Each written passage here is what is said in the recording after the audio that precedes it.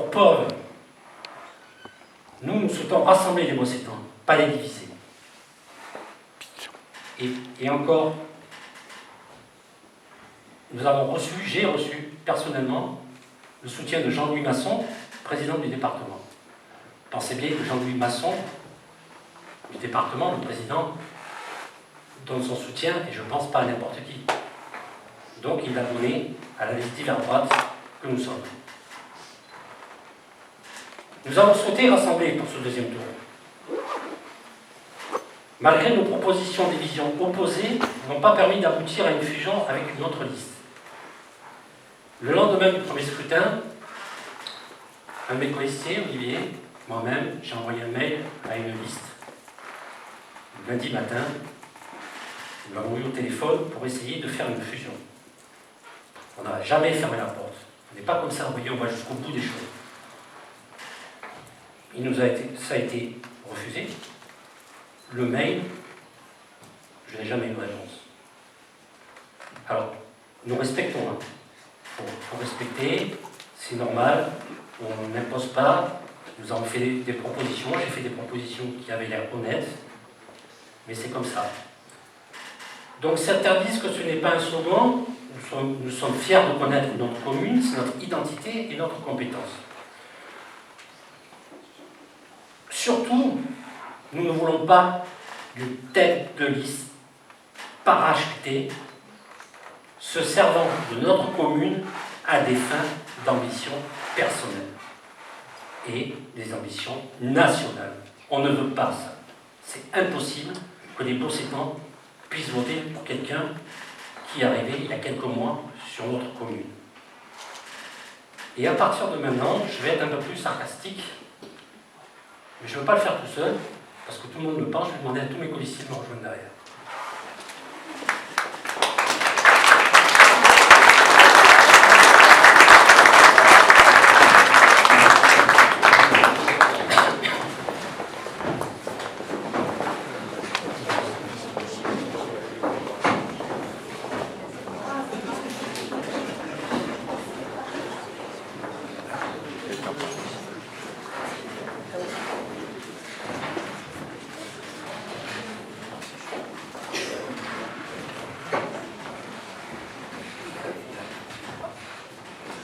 Les plus petits devant. La parité, regardons.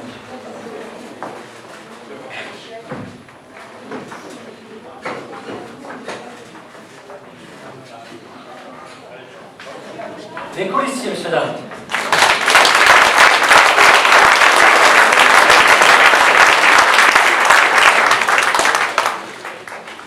Alors, depuis le début, parce que je vais faire un peu du jeu maintenant. Et de temps en temps, je vous associerai avec moi, mais je suis obligé de faire du jeu parce qu'on est trop attaqué, si vous voulez. Voilà, je sais. Voilà. Mais ça sera la seule fois que je le fais. Voilà. Alors, depuis le début, je travaille avec sérieux et j'ai pris le temps d'analyser, de comprendre et de vérifier. Je ne suis pas là pour inventer, nous ne sommes pas là pour inventer, je ne suis pas là pour vous dire des non-vérités. On dira toujours la vérité, quoi qu'il arrive. Alors ma position, notre position, je vais être clair dès le départ. Je ne laisserai pas dire n'importe quoi. Vous l'avez déjà entendu, on l'a un peu dit tout à l'heure. Qui suis-je? Qui tu es, Philippe? On m'a dit que le fait d'être un enfant du village n'avait pas d'importance. Écoutez, on va l'accepter. Alors moi je vous dis le contraire. Ça a de l'importance. Parce que je connais ce village. Je connais son village. Chaque rue, chaque pavé, chaque quartier, du Rouvre aux Folies. Parce que j'y ai grandi et parce que j'y vis. On m'a attaqué, alors là, incroyable, sur ma profession. Pas la profession de foi que vous avez trouvée dans vos boîtes aux lettres. Hein. Ma profession. Ma profession, celle qui me fait travailler, qui nourrit mes enfants. Vous voyez, qui nourrit la famille. Je suis restaurateur. Et alors, être restaurateur, éboueur, caissière ou médecin, ce sont tous des métiers dignes. À partir du moment où on y arrive et qu'on fait manger sa famille. Donc, on m'a attaqué là-dessus. C'est bien. Mais par contre, mon métier à moi, c'est donner du plaisir, créer du lien, voir des gens heureux autour d'une table. Et j'en suis fier. On m'a aussi dit que j'étais trop gentil.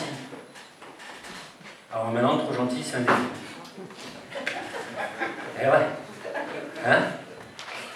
On m'a dit que j'étais trop gentil. Mais je vous réponds simplement. Simplement. Être gentil, c'est une qualité et non pas un défaut. Et gentil n'a qu'un œil. Vous voyez? Mais c'est aussi ne pas être naïf. Et à mon âge, à 65 ans, je ne le suis plus. Même si je suis gentil. Et quand je fais quelque chose, je le fais à fond. Et nous le ferons à fond. Alors, ma manière de travailler. Je sais m'entourer, preuve, ici, de mon équipe de winners. Et même si je parle seul ce soir, je sais que derrière moi, il y a une équipe solide, engagée et qui travaille depuis plusieurs mois et pour certains depuis plusieurs années. Alors, ce que j'ai fait, parce qu'on me reproche aussi d'avoir eu des délégations avant, dans une mandature précédente. Mais moi, je marche avec des faits, des vérités. Donc, regardons les faits. J'ai initié la création de la médiathèque du Bossé. Le plus beau bâtiment du Bossé aujourd'hui. J'ai contribué à organiser des événements importants. J'ai rempli des salles, créé des moments de vie. Je sais faire. Ça a été mon métier pendant 25 ans, 30 ans avant d'être restaurateur. Je sais organiser, je sais travailler, je sais déléguer, parce que je délègue énormément. Les plus grands événements culturels du Bossé, c'est moi qui les ai faits les dernières années, depuis 10 ans. Et là maintenant, d'autres associations ont pris la suite, comme l'association des commerçants et Fight Peta.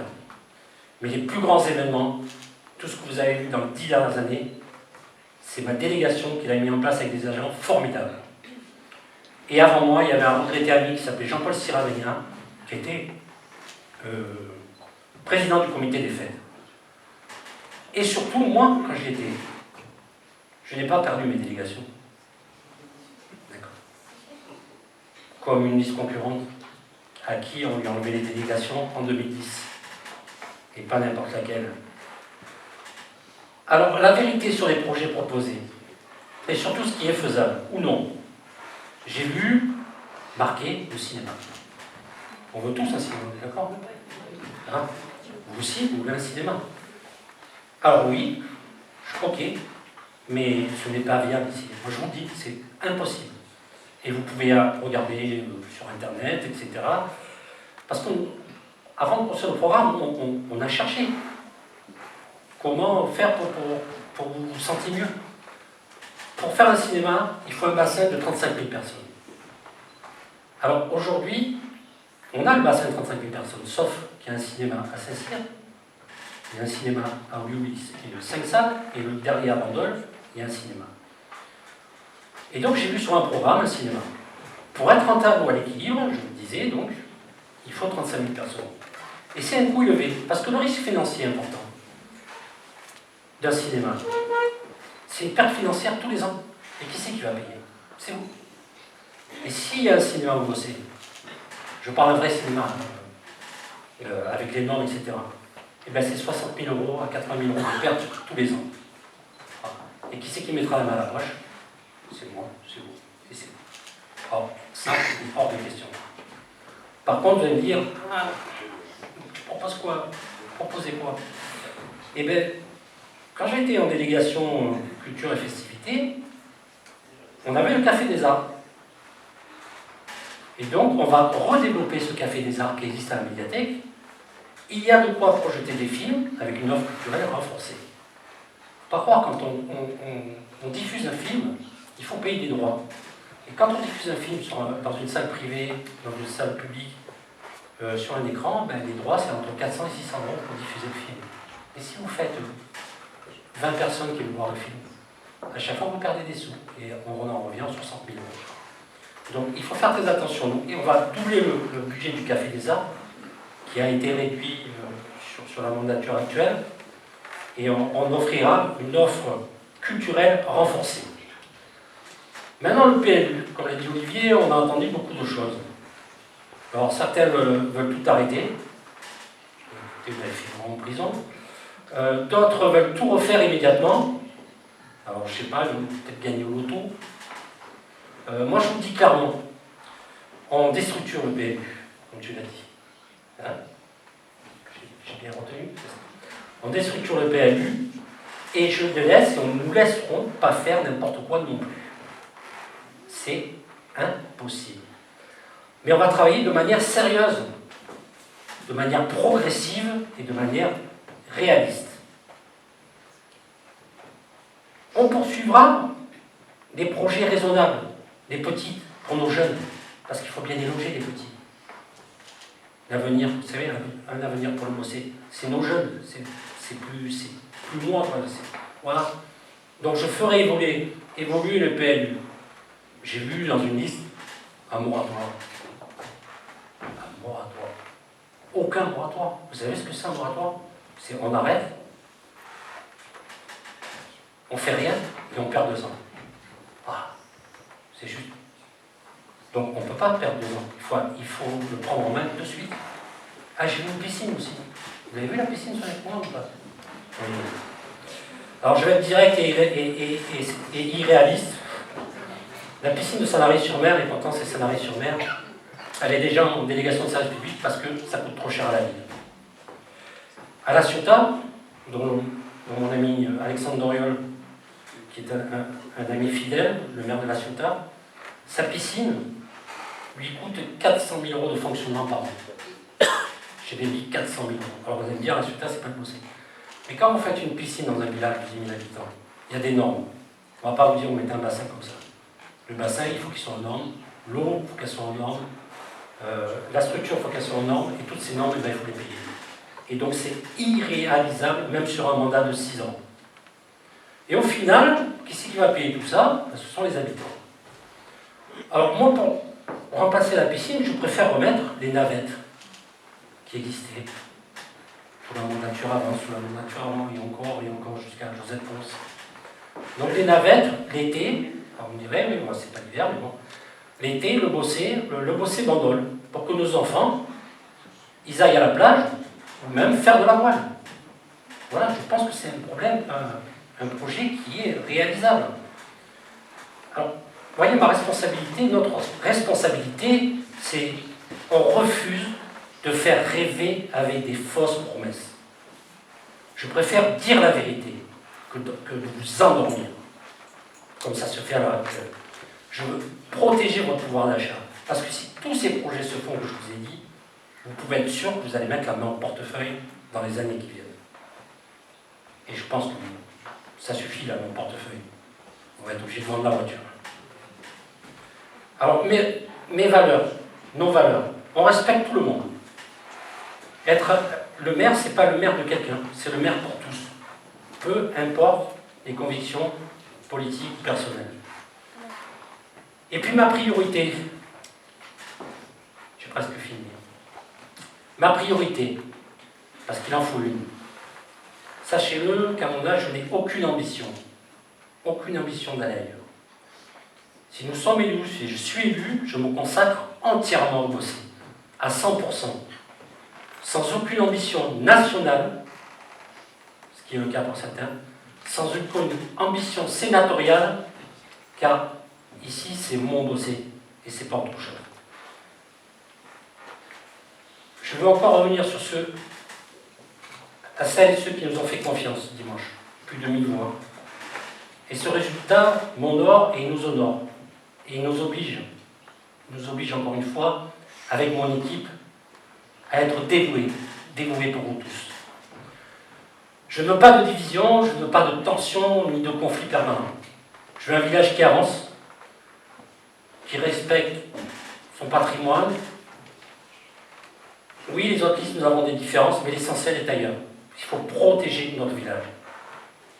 Et je veux le dire et porter la bonne parole à ceux qui se sont abstenus ou qui n'ont pas pu venir dimanche prochain, essayez de les faire venir. Parce que chaque voix, on est un trio de tête très serré, chaque voix va compter. Il n'y aura pas 1000 voix d'écart, je peux vous dire. Donc mon engagement et celui de mon équipe sera toujours d'agir pour l'intérêt général, le meilleur pour le Beaussais et ses habitants. Notre ville mérite mieux que des promesses éphémères, elle mérite un projet sérieux, une vision et une équipe unie tout au long du mandat. Je veillerai à protéger l'essentiel et faire les choix les plus judicieux pour notre ville. Le Beaussais est notre maison commune, construisons-la ensemble. Je tiens à remercier une nouvelle fois tous mes colistiers pour leur engagement et leur présence. Dimanche 22 mars, votez, votez et votez et portez la bonne parole pour faire voter pour un avenir pour le Beaussais. Que vive le Beaussais, que vive le Var, que vive la Provence, que vive la France. Longo Mei, à Lou Beaussais, merci de m'avoir écouté.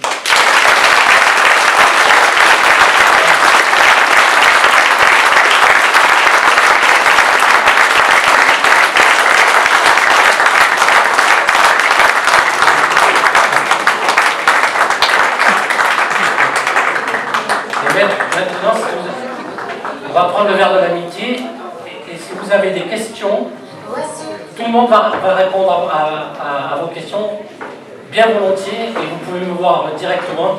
J'essaierai de recevoir au maximum un temps de parole.